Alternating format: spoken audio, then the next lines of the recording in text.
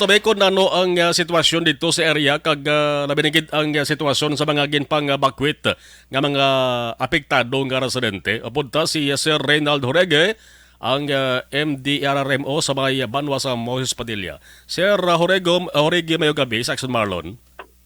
Action Marlon, mayong gabi sa imo kag sa imong mga na maukod nga pagpalamati sa imong programa sa nga gabi. Salamat gid sir, gin tawagad tagig ka kay kadamo sa mga nagpamangkot diri sa aton kung nano na ang sitwasyon sang mga evacuees nga napiktuhan sa ring paglitik, pag-usbol sa duta sa may sitio Manaol. Ari pa ni sila gihapon sir sa may evacuation center. Yes, Action Marlon, sa ari pa na sila sa gihapon ang ining mga pamilya nga nasiling naton sulod sa area nga do ka delikado pa pinira at pasubong. Matuod na nga do halos malapit na isa ka bulan, no? Sugod ni August 10 September 5 na kita subong. Sa gihapon ang aton nga banwa pagi sa aton nga DSWD, sa aton nga ahensya sa aton nga probensya, kag sa iban pagid nga mga concern nga agencies padayon ang ilaman nga pagpalabot sang ilang nga suporta sa aton nga mga evacuees sa aton nga evacuation center. Sa subong ara pa sila sa gihapon nagatiner kay ginabawalan ta pagid kag gina-discourage ta pagid ang pagbalik nila dito sa ilang nga area. Amo lang na nga kada adlaw kung may kinahanglanon balikan sila sa ilang area, mga ilang mga ulumahan o kung ilang mga kasabatan, ginabalikan na nila kunaga kag nagabalik man sila pagkahapon. Balikan ko lang ang figures, Sir Jorge. Sakto ni sa 21 families and 109 individuals. Yes, Action Marlon, amo man na sa gihapon ang data nga gina-maintain sa aton nga MSWDO. So ang pila ka mga miyembro sang family nga affected, bali ginatugutan sila nga bulubisita lang sa ila sa nga balay kon adlaw lang. Yes, Action Marlon. Kun adlaw, especially kun aga para makalawig-lawig man sila dito tiner. Kag magbalik naman pagkahapon. So galag out na sila sa logbook gina-maintain ng sa aton nga MSWDO ang pag-log out nila kunaga kag pag-log-in naman balik sa hapon para nga ma-secure gid nga ang tao nga ang evacuees natin nga nagagwa kinahanglanon gid nga makabalik kay para nga maano naton pasigurado ang ilang safety. Action Marlon. Gabalik sila sa purpose nga una ma-check ang sitwasyon sang balay nila. Dason siguro kadamo sila da sir sang mga ginasagod pa nga kasapatan, no? Yes, Action Marlon, may aragid man nga nagasagod pa sang kasapatan, ang iba na nagaubra pagid gani na didto kay ang mga aton nga mga utod nga naga-start dito iba na nagaulubra man sa mga ulumhan. So iba na dito gabalik posible mag-ubra-ubra kag iba nagarekuan sa mga kasapatan ulumhan kag pagkatapos nagabalik lang anay sa aton evacuation center kag bimus na tuwabi sa ilaman nga balay nagalantaw nga sa gihapon ti ang okay mangyapon ang sitwasyon man dito sa ilang tagsa-tagsa ka panimalay. Ang pabangkod diri Sir Jorge kon ano gadayihan nga ginhalindan sang tong phenomenon to man ang pag-usbod ka politik sang duta. So kinahanglan tari ang geologist siguro Sir Jorge, no? Naka-request na ba na ang lokal gobyerno sang Moses Padilla sa DNR, MGB para nga i-validate kag usisaon eh? Yes, Action Marlon, nakapadala kita sang sulat po to nagligad sa kay Director Solidom. And nagatagma kami sa amon nga situational report sa Office of the Civil Defense sa kay Director Nunez. Kag si Director Nunez nag-endorse man sang sininga problema sa MGB Regional Office 6.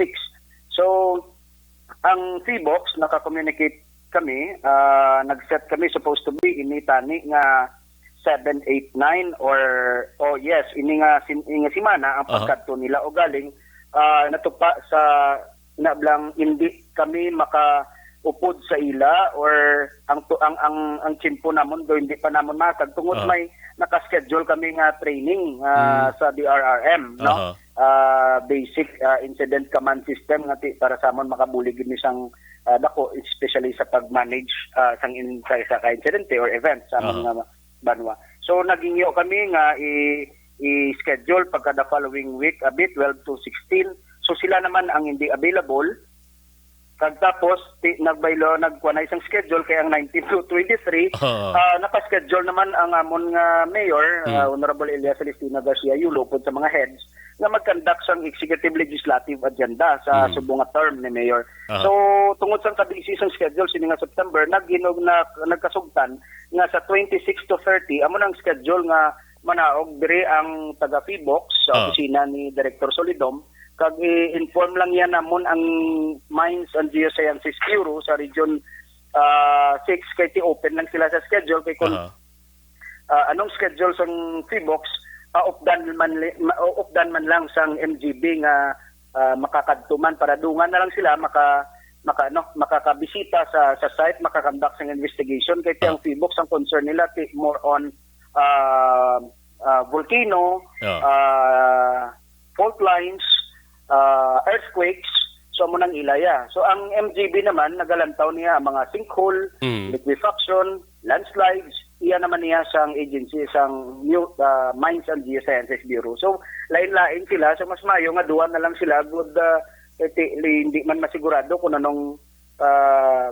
ano gid ang cause ni kung purely concern sang MGB or concern sang Fibox. So better nga duwa na lang sila good maka-arrive sa isa na lang gid ka analysis kung ano gid ang cause nga naga-amo siniyang sitwasyon sang Sitio Manaol. Yes, laban-laban first week sang October may baluan tani kung anong resulta sa eleksyon nga pagpangusisa. So malawig ni 5 ka adlaw nga validation sa MGB kag sang Fibox na gid, no.